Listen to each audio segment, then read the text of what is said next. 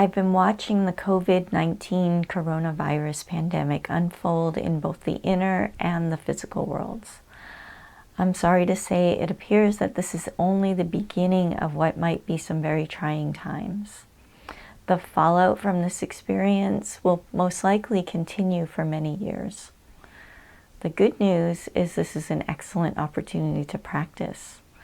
As Buddhists, we use these moments to evolve and awaken. I want to remind you of the power of your mind. When people hear that, they often go to extremes. One person might hear that and think, all I need to do is focus and pray, and then I'm done. While another might go to the opposite side and think the power of the mind is just this fluffy idea that makes us feel better psychologically, but doesn't really have any effect. The truth is in the middle path. We have the opportunity to recognize how deeply our mind affects our physical world and how our physical world affects our mind.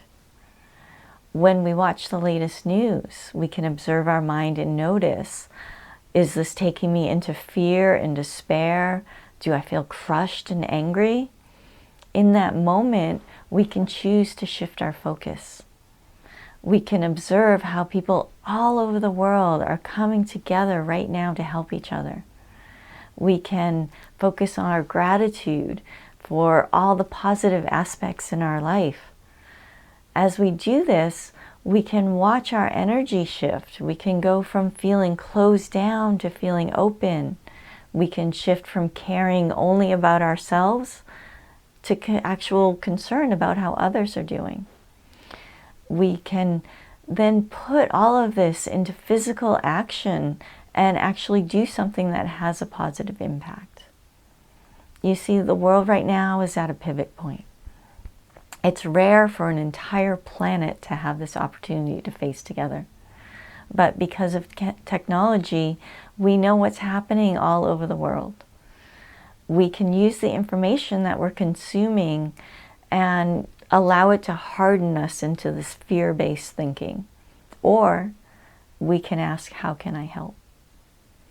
The choice before us is, do we want to center our world on me and mine, or do we want to center our world on us and ours? Now, I've spent years living with a chronic illness, and it's trained me to be very aware of the surfaces I touch and to religiously wash my hands. I do this not out of fear and concern over my own well-being, but I do it out of love. Because I know that if I take care of my own body, then I can continue to be of service to others. Because of this physical practice, I rarely get colds. Now, practicing mindful hygiene is a powerful act that you can do to be of service. But don't do it only with your body. Do it with your mind as well. Each time you wash your hands, or even when you're out and you're watching what surfaces you touch, be fully present with your mind. Be there with your body. Notice if there's a fear response. Notice if there's clinging to your own personal safety. If there is, embrace it. Acknowledge what is. And then shift. Allow yourself to consider how many lives you're saving by simply washing your hands, by simply being careful of what surfaces you touch.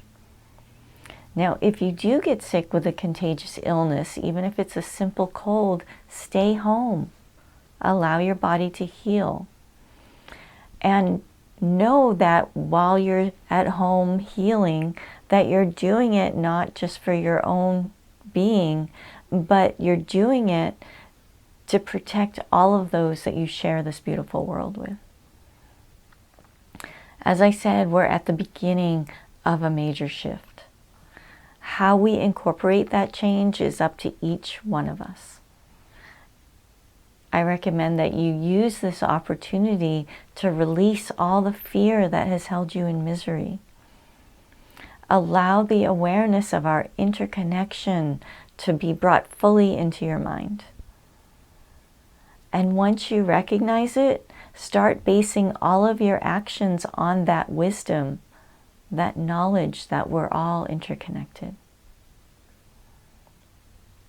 So may all of your thoughts arise from loving kindness. May all words arise from compassion. May all actions arise from wisdom. May all beings be peaceful. May all beings be healthy. And may all beings be happy.